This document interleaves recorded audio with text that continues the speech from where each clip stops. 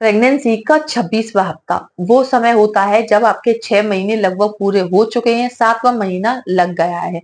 इस दौरान आपके पेट का आकार बढ़ने लग जाता है, बच्चे की हलचल आपको अच्छे से महसूस होने लग जाती है और कुछ महिलाओं को फॉल्स लेबर पेन भी आने लग जाते हैं, जैसे पेट टाइट होना, पेट कड़क होना, पेट फूलना। तो ये सारी समस्याएं आपको प्रेगनेंसी के 26वें हफ्ते के दौरान महसूस हो सकती हैं। नमस्कार दोस्तों, मैं खुशबू तोमर एक बार फिर से स्वागत करती हूँ आपका प्रेगनेंसी से रिलेटेड एक और नए वीडियो में। जहां पर आज का वीडियो एक बार फिर से उन महिलाओं के लिए बहुत ही ज्यादा यूजफुल होने वाला है जिनकी प्रेगनेंसी का 6वां, 7वां या 8वां महीना रनिंग में है। क्योंकि आज के वीडियो में हम आपकी प्रेगनेंसी के 26वें हफ्ते के दौरान आपके शरीर में नजर आने वाले कुछ खास बदलावों के बारे में जानने वाले हैं। साथ ही इस दौरान आपको क्या क्या समस्याएं आने वाली हैं और इन समस्याओं से आप कैसे छुटकारा पा सकते हैं, इसके बारे में भी जानने वाले हैं। इसीलिए वीडियो को पूरा जरूर देखिए। चैनल पर पहली बार विजिट कर रहे हैं तो चैनल को सब्सक्राइब कर लीजिए। तो चलिए फ्रेंड्स, बिना देरी किए हुए फटाफट से वीडियो को स्टार्ट करते हैं। प्रेगनेंसी का 26वां हफ्ता वो समय होता है जब आपके 6 महीने पूरे हो चुके हैं, अब आपका पेट बाहर आने लग गया है। तो इस दौरान आपको कुछ सावधानियां बरतनी है। देखिए, प्रेगनेंसी में कुछ बदलाव तो ऐसे हैं जो कि खुद से ही होने लग जाती हैं, जैसे स्किन का रंग बदलना, बालों बालों की ग्रोथ बढ़ना या बाल झड़ने लगना, पेट का आकार कम या ज्यादा होना, किसी का पेट बढ़ना तो किसी की कमर और हिप से चौड़े होना, किसी की चाल बदल जाना, किसी की आंखों का रंग बदल जाना। तो ये बहुत सारे बदलाव होते हैं जो कि अक्सर महिलाएं अपने आप में महसूस करती हैं, क्योंकि हर महिला की प्रेगनेंसी अलग होती है, प्रेगनेंसी के सिम्टम्स अलग होते हैं और प्रेगनेंसी में आने वाली समस्याएं भी अलग होती हैं। इसीलिए आपको अपनी प्रेगनेंसी को दूसरे लोगों से कंपेयर नहीं करना है कि उन लोगों की प्रेगनेंसी में ऐसा हुआ तो हमारे साथ भी ऐसा होगा। ऐसा बिल्कुल भी नहीं है। आपकी प्रेगनेंसी बाकी लोगों से अलग है। हो सकता है आपकी प्रेगनेंसी में कॉम्प्लिकेशन हो सकता है आपकी प्रेगनेंसी हेल्दी प्रेगनेंसी हो। तो आपको अपने डॉक्टर की बताई बातों को फॉलो करना है और उन्हीं चीजों को करना है, उन्हीं कामों को करना है जो कि आपके डॉक्टर आपसे सजेस्ट करते हैं। चलिए अब जानते हैं आपको इस दौरान क्या क्या बदलाव महसूस होने वाले हैं। सबसे पहला जो बदलाव है वो है नाक से खून आना। जी हाँ, प्रेगनेंसी के 6वें 7वें महीने के दौरान अक्सर महिलाओं को अपनी नाक से खून आने की समस्या महसूस होने लग जाती है। जैसे अभी गर्मियां हैं तो इस दौरान क्या होता है कि जैसे सर्द गर्म मिलने से, आप गर्मी में से आए, आपने ठंडा पानी पी लिया, ठंडा जूस पी लिया, लस्सी पी ली, तो इससे सर्द गर्म हो जाती है, जिससे नाक में पपड़ी पड़ जाती है। और अगर नाक में उंगली डाली आपने या फिर आपने जैसे नाक को साफ किया तो आपकी नाक से ब्लड आ सकता है। दूसरा कारण है ब्लड सर्कुलेशन की वजह से भी आपको नाक से खून आने की समस्या हो सकती है। तो ये सब वैसे तो प्रेगनेंसी में होना नॉर्मल है, ये कोई खतरे का संकेत नहीं है।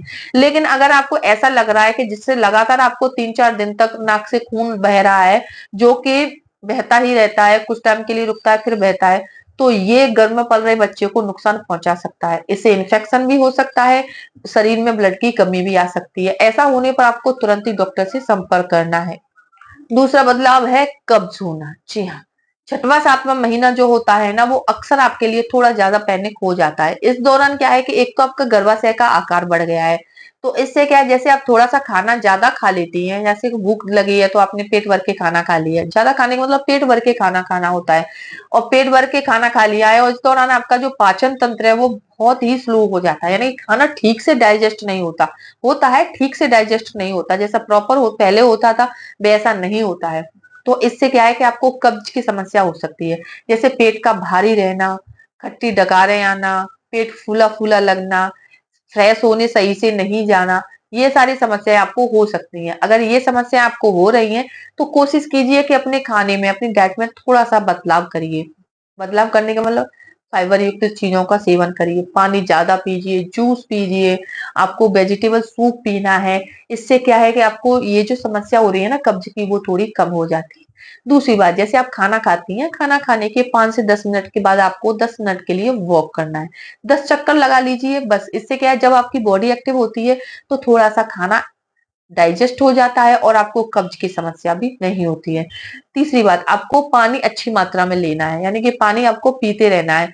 पानी ज्यादा पीने का मतलब क्या होता है, एक तो इसके स्किन अच्छी होती है, घर में इम्यूनिटी फ्लूइड की कमी भी नहीं होती, बच्चे की ग्रोथ अच्छे से होती रहती है, खाना अच्छे से डाइजेस्ट हो जाता है।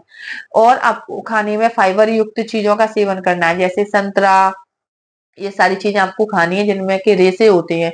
इन चीजों को खाने से खाना अच्छे से डाइजेस्ट होता है, पेट फूलने की समस्या, कब्ज की समस्या भी नहीं होती है। तो प्रेगनेंसी में आपको इन टिप्स को फॉलो जरूर करना है अगर आपको कब्ज की समस्या हो रही है।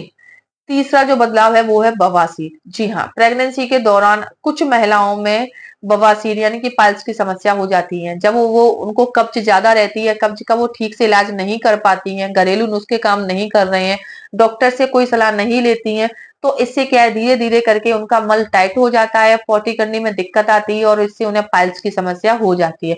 ऐसा अगर आपको महसूस हो रहा है जैसे कि आपको पॉटी करने जा रही हैं, फ्रेश होने जा रही हैं, तो आपको दर्द होता है या फिर ब्लीडिंग हो रही है और आपको जैसे जलन होती रहती है, तो ऐसा होने पर आपको तुरंत डॉक्टर से बात करनी है।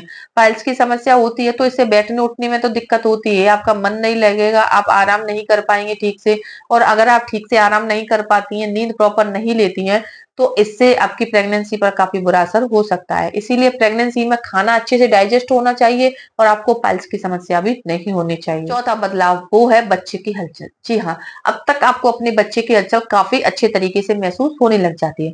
देखिए, कुछ महिलाओं को तो तीसरे चौथे महीने में भी काफी अच्छे तरीके से महसूस होने लग जाती है, वही कुछ महिलाओं को पांचवें छठवें महीने में जाकर महसूस होती है। ऐसा मेरे साथ भी हुआ कि पहली प्रेगनेंसी में मुझे अपने बच्चे की जो हलचल है वो 4-5 महीने तक महसूस नहीं हुई थी, यानी 5वें महीने के बाद जब बच्चा थोड़ा बड़ा हो गया था तब जाके मुझे बच्चे की हलचल ठीक से महसूस हुई थी।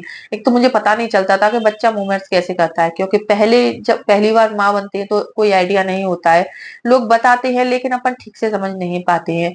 तो जैसे कि अभी मैं सेकंड टाइम प्रेग्नेंट हूँ, तो अभी भी मुझे अपने बच्चे की जो मूवमेंट्स है वो फील नहीं हो रही है। तो बच्चे की जो मूवमेंट्स है उसको होने का कोई फिक्स समय नहीं है, बच्चा मूवमेंट्स करता है। अगर बच्चा छोटा है, तीसरे चौथे महीने के दौरान तो आप अपने बच्चे की मूवमेंट्स को समझ नहीं पाएंगी। लेकिन अगर ये आपकी दूसरी बार की प्रेगनेंसी या तीसरी बार माँ बनने वाली है, तो आपको अपने बच्चे की जो मूवमेंट्स है चौथे पांचवें महीने के दौरान अगर आप चाहती हैं महसूस करना तो आप महसूस कर सकती हैं। जैसे कुछ खाने के बाद आपको करवट लेकर लेट जाना है और ऐसी जगह पर जहां पर ज्यादा शोर शराबा ना हो, और आपको पेट पर अपने हाथ फेरना है हल्के हल्के से। आपका बच्चा मूवमेंट्स करता है तो आपको पता चल जाता है। तो ये कुछ बातें हैं जो कि आपको अपने बच्चे की मूवमेंट्स के बारे में पता होना चाहिए। देखिए, आप बच्चे की मूवमेंट्स को आपको काउंट भी करते रहना चाहिए। अगर आपकी प्रेगनेंसी का 26वां हफ्ता चल रहा है, तो इस दौरान आपको पता रहना चाहिए कि बच्चा मूवमेंट्स कर रहा है कि नहीं, क्योंकि प्रेगनेंसी में बच्चे की मूवमेंट्स कम होना या ज्यादा होना दोनों ही खतरे का संकेत हो सकते हैं। कई बार नॉर्मल होता है लेकिन कई बार खतरे का संकेत भी हो सकता है। हलचल से पुराने जमाने से ही घर में लड़का या लड़की होने का भी काफी हद तक अनुमान लगाया जाता है। देखिए, वैसे इनका कोई वैज्ञानिक प्रमाण नहीं है और हमारा चैनल भी घर में लड़का या लड़की होने को बढ़ावा बिल्कुल भी नहीं देता है, जेंडर प्रेडिक्शन को बिल्कुल भी बढ़ावा नहीं देता है।